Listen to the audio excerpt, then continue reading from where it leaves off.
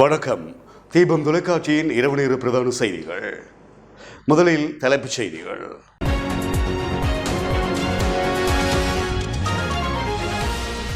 வேலை நிறுத்தத்தால் முடங்கியது இலங்கை, ஆர்ப்பாட்டங்களும் முன்னெடுப்போம். யாழில் மாபெரும் கவனஈர்ப்பு போராட்டத்திற்கு அழைப்பு.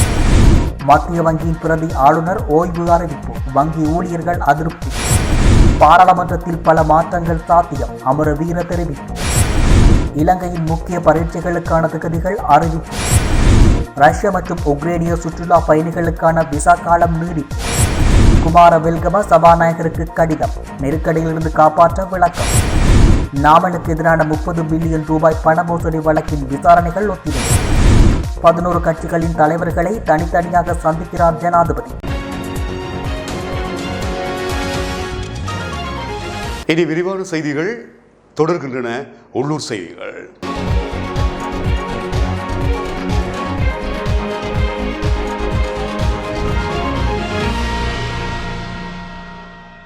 நாடளாவிய ரீதியில் இன்று முன்னெடுக்கப்பட்ட வேலைநிறுத்த போராட்டத்துக்கு பல்வேறு தரப்பினராலும் ஆதரவு வழங்கப்பட்டதோடு பல பகுதிகளில் ஆர்ப்பாட்டங்களும் இடம்பெற்றுள்ளன. இன்றைய வேலை நிறுத்தத்தை முன்னிட்டு சில தொழிற்சங்கங்கள் கொழும்பு காளிமுக திடலில் உள்ள கோட்டா கோகபா வளாகத்தை நோக்கி பேரணியாக சென்றனர். இதன் காரணமாக காளிமுக திடலில் மக்கள் கூட்டம் இன்று நிரம்பி வழிந்தது. ஒவ்வொரு தொழிற்சங்கங்களும் தனித்துவம் வாய்ந்த கொடிகள் மற்றும் வண்ணங்களுக்கு பதிலாக சிங்க கொடிகளை ஏந்தி போராட்டத்தில் இன்று ஈடுபட்டனர். அரசாங்கத்திற்கு எதிராக நாடளாவிய ரீதியில் முன்னெடுக்கப்பட்டு வரும் போராட்டங்களுக்கு ஆதரவு தெரிவிக்கும் முகமாக யாழ்ப்பாணத்தில் தாதியர் சங்கம் இணைந்து போராட்டம் ஒன்றினை இன்று முன்னெடுத்திருந்தனர். குறிப்பாக நாட்டில் ஏற்பட்டுள்ள மருந்து தட்டுப்பாட்டினை கண்டித்தும் நோயாளர்களை பராமரிப்பதற்கு தேவையான மருந்து பொருட்களுக்கான தட்டுப்பாட்டினை அரசாங்கம் நிவர்த்தி செய்ய கோரியும் போராட்டங்களை மேற்கொள்கின்றோம் என அவர்கள் தெரிவித்திருந்தனர். அம்பாறை மாவட்டத்தின் கல்முனை, சம்பாத்துறை, பொத்துவில், நிந்தவூர், அம்பாறை நகர்ப்பகுதி, நாவிதன்வெளி, அக்கரைப்பற்று பகுதிகளில் பணி பகிஷ்கரிப்பு போராட்டங்கள் பல தரப்பினராலும் முன்னெடுக்கப்பட்டன. அத்துடன் அங்குள்ள வைத்தியசாலைகள் உள்ள தாதிகள், வைத்தியர்கள், ஊழியர்கள் இணைந்து அரசின் செயற்பாட்டை கண்டித்து கவனஈர்ப்பு போராட்டம் ஒன்றினையும் மேற்கொண்டிருந்தனர். புத்தள மாவட்டத்திலும் அரசுக்கு எதிராக ஆர்ப்பாட்டங்கள் இன்று இடம்பெற்றுள்ளன. புத்தள மாவட்ட செயலகம் மற்றும் பிரதேச செயலகங்களில் கடமை புரிந்து வரும் அனைத்து பிரிவு அரச ஊழியர்கள், வைத்தியர்கள், வைத்தியசாலை பணியாளர்கள், ஆசிரியர்கள் என 1000க்கும் மேற்பட்ட அனைத்து அரச மற்றும் தனியார் தொழிற்சங்க ஊழியர்களும் குறித்த போராட்டத்தில் ஈடுபட்டனர். பதுளை மாவட்டத்திலும் பல்வேறு நகரங்களில் போராட்டங்கள் முன்னெடுக்கப்பட்டன. தோட்ட தொழிலாளர்களும் ஒன்றிணைந்து அரசாங்கத்திற்கு எதிராக ஆர்ப்பாட்டத்தில் ஈடுபட்டனர். நுவரேலியாவிலும் இன்று அரசாங்கத்திற்கு எதிராக ஆர்ப்பாட்டத்தில் ஈடுபட்டனர். நுவரேலியா நகரில் உள்ள பிரதான அஞ்சல் நிலையத்திற்கு முன்பாக இந்த ஆர்ப்பாட்டம் முன்னெடுக்கப்பட்டது. லக்ஷபானா, முள்ளுகாமம், வாழமல, மௌசாகல, கிராம்பு தோட்டம், லக்கம், கலனிவத்த தோட்ட தொழிலாளர்கள் மஸ்கலிய நகரில் இன்று ஆர்ப்பாட்டத்தில் ஈடுபட்டனர். அரசுக்கு எதிராக இன்று மதியம் கடுமையான மழையையும் பொருட்படுத்தாமல் மஸ்கலியா நல்லதண்ணி நெடுஞ்சாலை ஊடாக சுமார் 1500க்கும் மேற்பட்ட பெருந்தோட்ட தொழிலாளர்கள் கட்சி பேதமின்றி இன்றைய அரசு உடனே பதவி விலக வேண்டும் எனவும், ஜனாதிபதி வேண்டாம் எனவும், 1000 வேதனம் எங்கே, சலுகை விலை கோதுமை மாவு எங்கே, இது வழங்க முடியாத நீங்கள் பதவி துறக்க வேண்டும் என பதாதைகளை ஏந்தி கோஷம் எழுப்பியவாறு நகரில் உள்ள பிரதான வீதி வழியாக பாரிய ஆர்ப்பாட்டத்தை நடத்தியிருந்தனர். எதிர்வரும் ஞாயிற்றுக்கிழமை வலிந்து காணாமல் ஆக்கப்பட்டோரின் உறவுகள் மாபெரும் கவனஈர்ப்பு போராட்டத்துக்கு அழைப்பு விடுத்துள்ளன. குறித்த அழைப்பினை P2P மக்கள் பேரழிச்சி இயக்கம் விடுத்துள்ளது. அந்த அறிக்கையில் தெரிவிக்கப்பட்டுள்ளதாவது: கடந்த மாதம் 20ஆம் தேதி ஞாயிற்றுக்கிழமை அன்று இலங்கை பிரதமர் மஹிந்த ராஜபக்ச யாழ்ப்பாணம் வந்தபோது தங்கள் காணாமல் ஆக்கப்பட்ட உறவுகளின் உண்மை நிலையை அறியும் முகமாக கவனஈர்ப்பு போராட்டத்தை நடாத்த முற்பட்ட தாய்மார்கள், வயோதிப பெண்கள் மீது இலங்கையின் காவல்துறையினர் மிலேச்சத்தனமான தாக்குதலை நடாத்தி அவர்களை காயப்படுத்தியமையை பொத்துவில் தொடக்கம் பொலிகண்டி வரை மக்கள் பேரழிச்சி இயக்கம் மிகவும் வன்மையாக கண்டிக்கின்றது. அத்துடன் இச்சம்பவத்தை கண்டித்தும் தங்களுக்கு நீதி கிடைக்க வேண்டியும் வடக்கு கிழக்கு வலிந்து காணாமல் ஆக்கப்பட்டவர்களின் உறவுகளின் சங்கம் மாபெரும் கண்டன போராட்டத்தை எதிர்வரும் 3/4/2022 ஞாயிற்றுக்கிழமை காலை 10 மணிக்கு ஜாழ் மத்திய பேருந்து நிலையத்தில் நடத்த இருப்பதை நாம் வரவேற்கின்றோம். மேலும் நீதிக்கான இப்போராட்டத்தில் மக்கள் இயக்கங்கள், சிவில் அமைப்புகள், மத தலைவர்கள், தமிழ் தேசிய அரசியல் கட்சிகள், மகளிர் அமைப்புகள், பல்கலைக்கழக மாணவர்கள், இளைஞர் அமைப்புகள், வர்த்தக சங்கங்கள், கிராம மட்ட அமைப்புகள், அரசு சார்பற்ற நிறுவனங்கள், மீனவ சம்மேளனங்கள், தனியார் போக்குவரத்து சங்கங்கள், முச்சக்கர வண்டி சங்கங்கள், விவசாய அமைப்புகள், ஆசிரியர் சங்கங்கள், பல்கலைக்கழக ஊழியர் சங்கங்கள், ஊடகவியலாளர்கள் என அனைத்து அமைப்புகளையும் மக்களையும் பெரும் எழுச்சியாக பங்கு பெற்றுமாறு பொத்துவில் தொடக்கம் பொலிகண்டி வரை மக்கள் பேரழிச்சி இயக்கம் அன்புரிமையுடன் அழைத்து நிற்கின்றது என அதில் குறிப்பிடப்பட்டுள்ளது. கடந்த காலங்களில் இலங்கை மத்திய வங்கி எடுத்த தவறான தீர்மானங்களுக்கு ஆதரவளித்த மத்திய வங்கியின் பிரதி ஆளுநர் தம்பிக்க நாணயக்கார ஓய்வு பெறுவதற்கான ஆவணங்களை சமர்ப்பித்திருப்பதாக தெரிவிக்கப்பட்டிருக்கிறது. இலங்கை மத்திய வங்கியின் பிரதி ஆளுநர் தம்பிக்க நாணயக்கார தனது சேவையிலிருந்து ஓய்வு பெறுவதாக அறிவித்து அதற்கான ஆவணங்களை சமர்ப்பித்துள்ளார். அவரது ஓய்வுக்கு இலங்கை மத்திய வங்கி ஏற்கனவே அனுமதி வழங்கியதுடன் மே 1 முதல் இலங்கை மத்திய வங்கியின் சேவையிலிருந்து அவர் ஓய்வு பெறவுள்ளார். கடந்த காலத்தில் மத்திய வங்கியின் முன்னாள் ஆளுநர் அஜித் நிவார் கப்ரால் எடுத்த தொடர்ச்சியான பிழையான பொருளாதார தீர்மானங்களின் பின்னணியில் இருந்த முக்கிய நபர்களில் ஒருவராக இவர் கருதப்படுகிறார். மத்திய வங்கியின் பிரதி ஆளுநர் தம்பிக்க நாணயக்கார மத்திய வங்கியில் இருந்து ஓய்வு பெற்று ஓமான் செல்லவுள்ளதாக மத்திய வங்கிக்கு நெருக்கமான வட்டாரங்கள் தெரிவித்துள்ளன. தற்போதைய மத்திய வங்கியின் ஆளுநர் நந்தலால் வீரசிங்க ஆஸ்திரேலியாவுக்கான அனைத்து சலுகைகளையும் துறந்து தற்போது கடும் பொருளாதார நெருக்கடியை எதிர்நோக்கி வரும் இலங்கையின் பொருளாதாரத்தை மீட்பதற்கான முயற்சியில் ஈடுபட்டுக் கொண்டிருக்கின்றார். இந்த நிலையில் பிரதி ஆளுநர் இவ்வாறு ஓய்வு பெறுவது நியாயமானதா என மத்திய வங்கி ஊழியர்கள் கேள்வி எழுப்பியுள்ளனர். இலங்கை மத்திய வங்கியின் இவ்வாறான சிரேஷ்ட அதிகாரிகள் இந்த இக்கட்டான தருணத்தில் இலங்கைக்கு தமது சேவைகளை வழங்க வேண்டும் என மத்திய வங்கி ஊழியர்கள் சுட்டிக்காட்டியுள்ளனர். இதேவேளை மத்திய வங்கியின் முன்னாள் ஆளுநருக்கு எதிராக ஏற்கனவே தாக்கல் செய்யப்பட்ட வழக்குகளுக்கு பொறுப்பான பிரதான சாட்சிகளில் இந்த பிரதி ஆளுநரும் ஒருவர் என தெரிவிக்கப்படுகிறது. எனவே ஏதேனும் காரணத்திற்காக இந்த பிரதி ஆளுநர் நாட்டை விட்டு வெளியேறினால் கடந்த காலத்தில் மத்திய வங்கியில் இடம்பெற்ற சகல முறைகேடுகள் குறித்தும் ஆராயப்படும் என மத்திய வங்கியின் உள்ளக வட்டாரங்கள் சுட்டிக்காட்டுகின்றன. எதிர்காலத்தில் பாராளுமன்றத்தில் பல மாற்றங்கள் ஏற்படலாம் என பாராளுமன்ற உறுப்பினர் மஹிந்த அமரவீர தெரிவித்திருக்கின்றார். இன்று முற்பகல் சபாநாயகருடன் கட்சித் தலைவர்களின் சந்திப்பின் பின்னர் ஊடகங்களுக்கு கருத்து தெரிவிக்கும் போதே அவர் இவ்வாறு தெரிவித்துள்ளார். சர்வகட்சி அரசாங்கம் அமைக்கப்பட்டதன் பின்னர் சபாநாயகர் மாறுவாரா என ஊடகவியலாளர்கள் எழுப்பிய கேள்விக்கு பதிலளிக்கையிலேயே அமரவீர இவ்வாறு தெரிவித்துள்ளார். ஆனாலும் சர்வகட்சி அரசாங்கம் அமைக்கப்பட்டாலும் இன்று மக்கள் எதிர்நோக்கும் பிரச்சினைகளுக்கு உடனடி தீர்வு கிடைக்காது என அவர் சுட்டிக்காட்டியுள்ளார். சர்வகட்சி அரசாங்கம் ஒன்றை அமைக்க வேண்டுமாயின் பாராளுமன்றத்தை பிரதிநிதித்துவப்படுத்தும் அனைத்து கட்சிகளும் அதில் இணைந்து கொள்ள வேண்டும் எனவும் அவர் குறிப்பிட்டுள்ளார். இதேவேளை மின்சார கட்டண அதிகரிப்பு தொடர்பில் இன்று நடைபெற்ற கட்சி தலைமை கூட்டத்தில் கலந்துரையாடப்பட்டதாக மஹிந்த அமரவீர தெரிவித்துள்ளார். மின் கட்டண அதிகரிப்பு மக்களுக்கு அசௌகரியத்தை ஏற்படுத்தினாலும் இம்முறை மின்சார சபைக்கு நஷ்டம் ஏற்படும் என அவர் சுட்டிக்காட்டியுள்ளார்.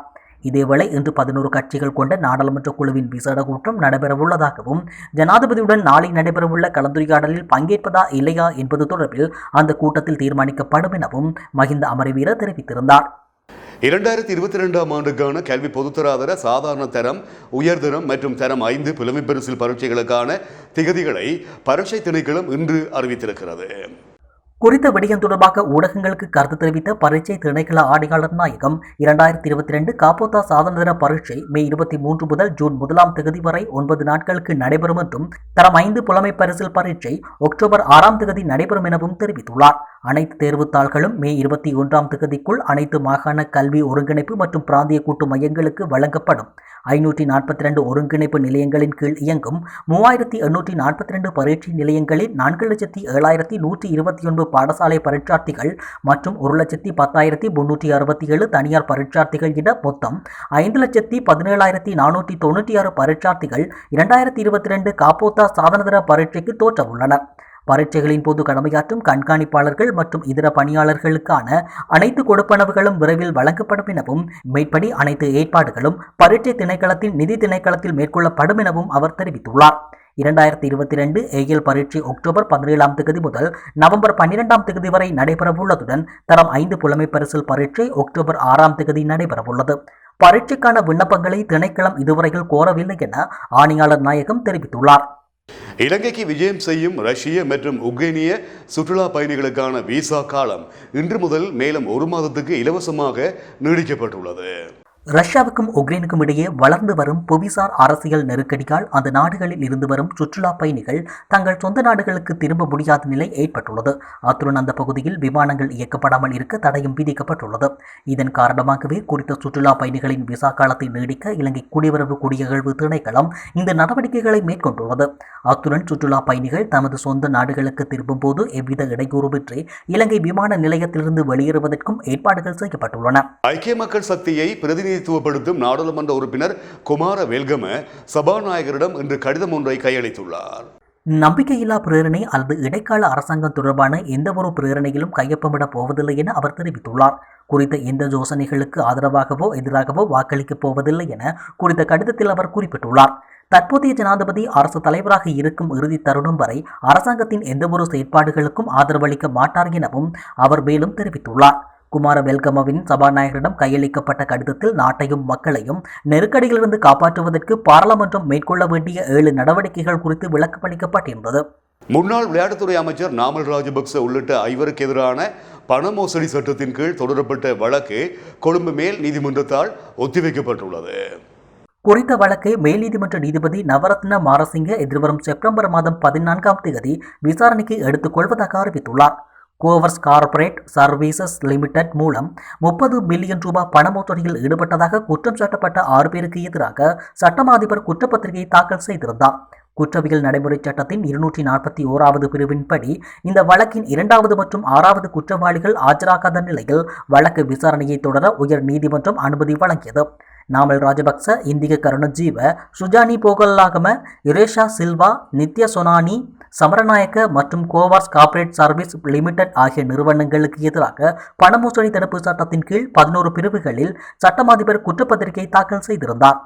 ஆளும் கட்சிக்கு ஆதரவளித்து பின்னர் பிரிந்து சென்று 11 சுயேட்சை கட்சிகளின் தலைவர்களுடன் தனித்தனியாக கலந்துரையாட ஜனாதிபதி சந்தர்ப்பம் வழங்கியிருப்பதாக ஸ்ரீலங்கா சுதந்திர கட்சியின் முன்னாள் அமைச்சர் ஒருவர் குறிப்பிட்டிருக்கின்றார்.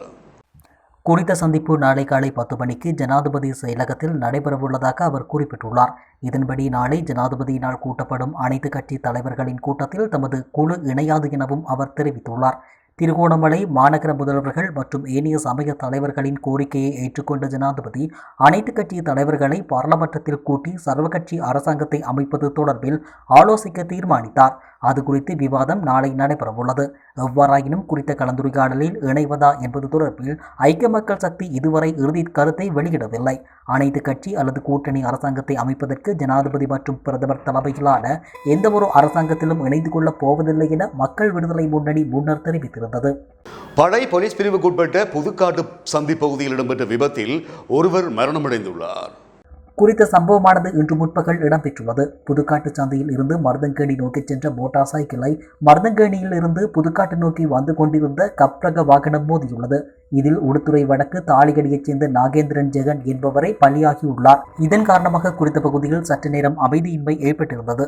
மேலதிக விசாரணைகளை படை போலீசார் மேற்கொண்டு வருகின்றனர். வடமாகாணத்துக்கு புதிதாக பொறுப்பேற்றுக் கொண்ட போலீஸ் அத்தியட்சகர் கிளிநொச்சியில் உள்ள காவல் நிலையங்களுக்கு விஜயத்தை மேற்கொண்டிருக்கின்றார். இன்றைய தினம் வடமாகாணத்திற்கு புதிதாக பொறுப்பேற்றுக் கொண்ட போலீஸ் அத்தியட்சகர் டிஐஜி பிஜேந்த வீரசூரியவும் மற்றும் கிளிநொச்சி மாவட்ட போலீஸ் அத்தியட்சகர் மேதவலவும் கிளிநொச்சி மாவட்டத்தில் உள்ள அனைத்து போலீஸ் நிலையங்களுக்கும் சென்று அங்குள்ள குறைநிறைகளை கேட்டறிந்து கொண்டதுடன் மக்களின் நலன்களில் தாம் மிகுந்த அக்கறையுடன் செயற்படுவதாகவும் அனைத்து போலீஸ் உத்தியோகத்தர்களும் இவ்விடயம் தொடர்பாக மிகுந்த அவதானத்துடன் செயற்பட வேண்டும் எனவும் தெரிவித்துள்ளனர். உள்ளூர் செய்திகளை நீங்கள் பார்வையிட்டீர்கள். சிறிய விளம்பர இடைவேளையை தொடர்ந்து வெளிநாட்டு செய்திகள் இடம்பெறும்.